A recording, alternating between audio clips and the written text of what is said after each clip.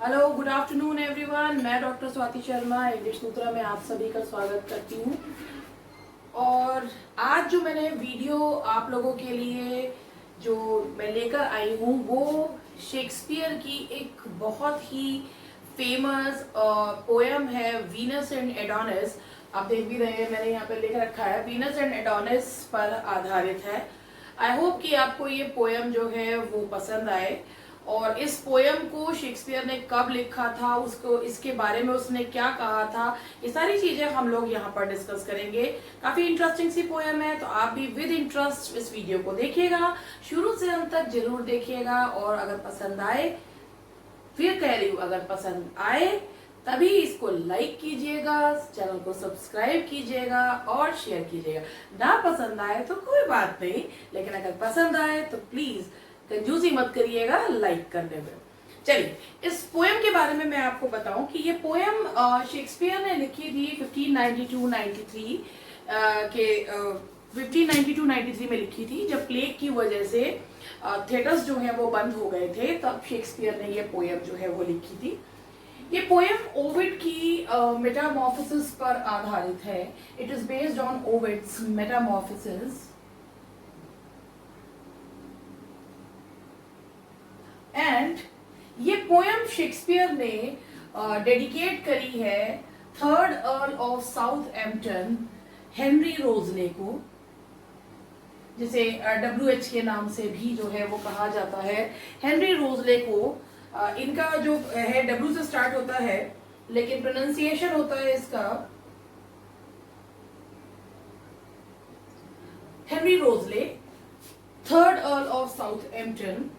ये एक 6 line stanza है। इसमें इस पोएम में 6 लाइन स्टेंजा है, जो कि एक क्वाट्रेन और एक कपलेट में डिवाइडेड है। ये 6 लाइन स्टेंजा एक क्वाट्रेन एक कपलेट में डिवाइडेड है। और शेक्सपियर ने इसके बारे में एक लाइन ये कही है, first year of my invention। इसके बारे में उसने कहा है, जब उसको डेडिकेट करते हुए, first year of my invention जो है वो इस पोएम के लिए कहा है। तो 1592-93 में लिखी गई, ओविड के मेटामॉर्फोसिस पर आधारित है। हेनरी रोजले को, यानी कि जो थर्ड अर्ल ऑफ साउथहैम्पटन थे, उनको डेडिकेट की गई है। 6 लाइन स्टेंजा है, 1 क्वाट्रेन 1 कपलेट और first year of my invention कहकर इसलिए संबोधित करा है शेक्सपियर। तो चलिए इसके बारे में बताती हूँ, विलियम शेक्सपियर की इस पोएम के बारे में। वीनस एंड एडोनिस क्या है?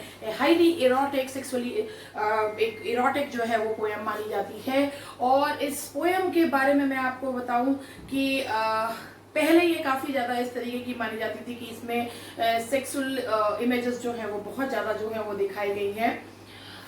लेकिन एस्थेटिकली दिस पोएम जो है, एस्थेटिकली अगर एस्थेटिक पॉइंट ऑफ व्यू से देखते हैं तो वो चीजें जो है वो साइडलाइन करी जाती हैं। तो चलिए ज्यादा उसके बारे में ना बताते हुए बाकी जो है इस पोएम के बारे में बताती हूँ कि वीनस एंड एडोनिस में ये दिखाते हैं कि एक दिन एडोनिस, जो कि ग्रीक यूथ, बहुत ही handsome, who is still a boy, अभी ही इज नॉट अ मैन, अभी मतलब मैन वो मैच्योर नहीं है, he is still a boy and he is extremely handsome.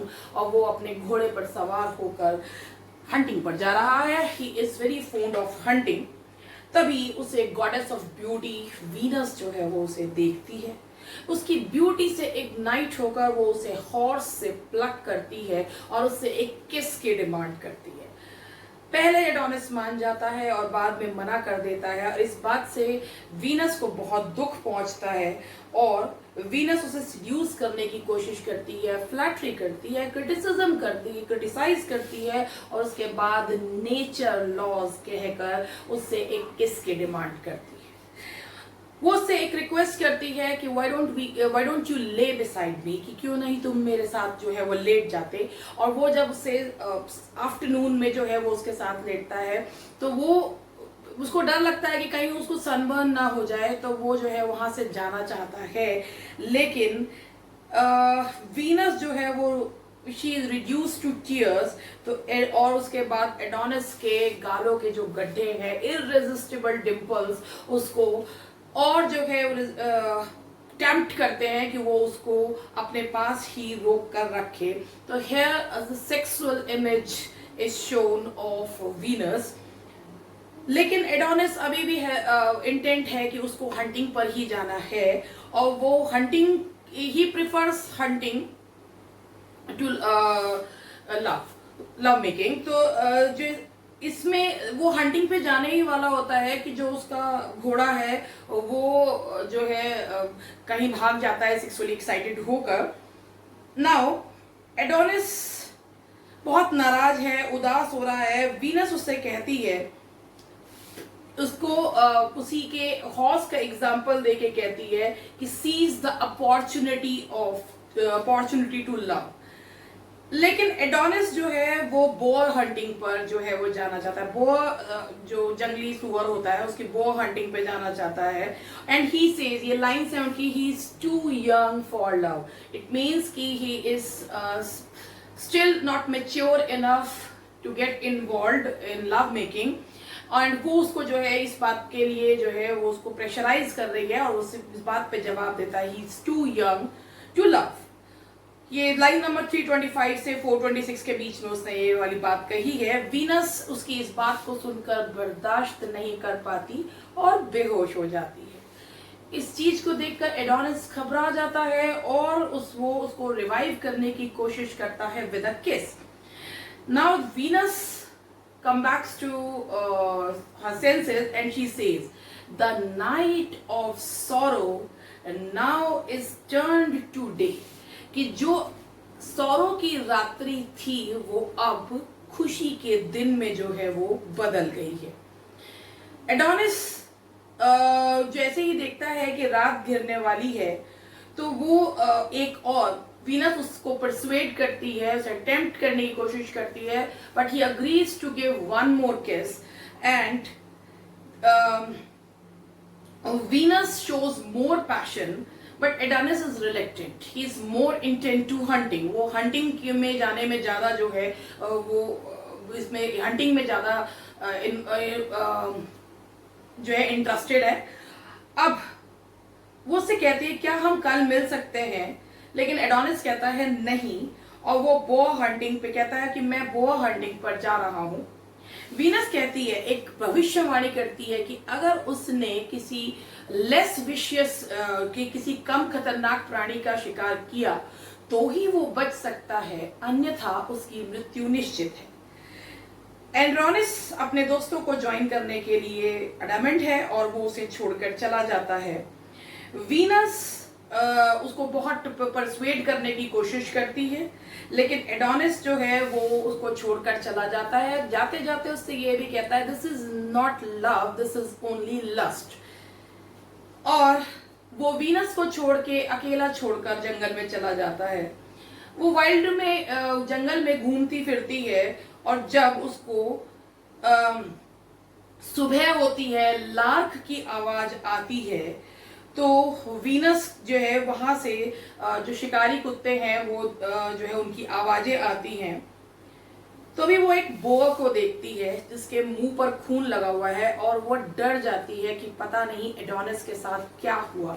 लेकिन जो शिकारी हैं वो उसे कंसोल करते हैं और कहते हैं एडोनिस इज स्टिल अलाइव। लेकिन जैसे ही वो आगे बढ़ती है तो वीनस जो है वो बिल्कुल टूट जाती है जब वो एडोनिस की शत विक्षत बॉडी को देखती है, और ग्रोइन जो है उसकी एडोनिस की जो है वो बोअर ने बिल्कुल जो है वो टीयर कर दी है, और वो सोचती है कि शायद बोअर भी एडोनिस के प्रेम में था, जो उसने उसकी ग्रोइन उसकी बॉडी को इतना शत विक्षत कर दिया। और वो सोचती है कि अगर उसके टस्क्स होते, यानी कि जो है जैसे टस्क जो हाथी के होते हैं, जो बोअर के होते हैं, तो शायद वो भी एडोनिस को किस करती, तो इसी तरीके से उसको जो है वो शत विक्षत कर देती। अब वो उसकी टूट जाती है बिल्कुल उसकी बॉडी को देखकर, और वो कहती है, यहाँ पर उसका जो है एक प्रोफेसी करती है ये लाइंस हैं, वो कहती है that sorrows will forever accompany love, कि जो भी प्यार करना है, जो भी लवर्स होंगे, उनका रास्ता कभी भी स्मूथ नहीं होगा.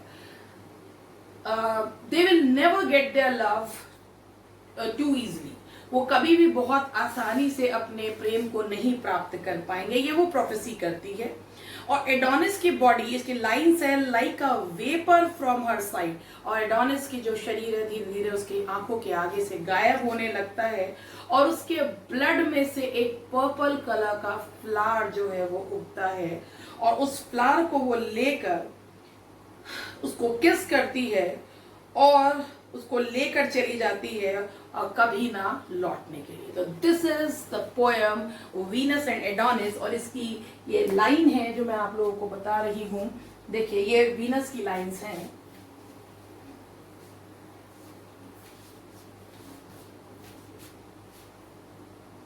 Affection is a coal that must be cooled. ये आपको मैंने बताया था, ये मीटर को रखने के लिए सिंकूप होता है, जिसमें से लेटर जो है वो हटा दिया जाता है. Omission of letter is called syncope. Else suffered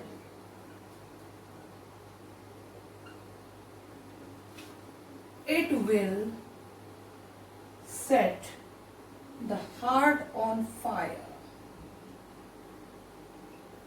वो कहती है अफेक्शन इज अ कोल, कि अफेक्शन जो है वो एक कोल, एक कोयले के टुकड़े की भांति है.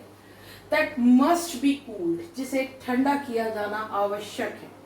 एल सफर्ड, अगर सुलगता रहेगा, it will set the heart on fire, तो वो दिल को आग लगा दे. आप देख रहे हैं यहाँ पे कोल मेटाफर यूज किया गया है. शी कंपेयर्स लव विद कोल, कि कोल को बुझा देना चाहिए, अगर सुलगता रहेगा तो इट जो है वो पूरी जो है उसको जो है इमोशंस को जो है वो तहस नहस कर देगा. तो यहाँ पे कोल मेटाफर से लव को जो है वो समझाया गया. आई होप कि आपको ये पोएम की जो समरी मैंने बताई है वो अच्छी लगी. अगर अच्छी लगी तो प्लीज चैनल को लाइक, सब्सक्राइब और शेयर करना ना भूलें. Thank you very much. मिलते हैं नेक्स्ट लेक्चर.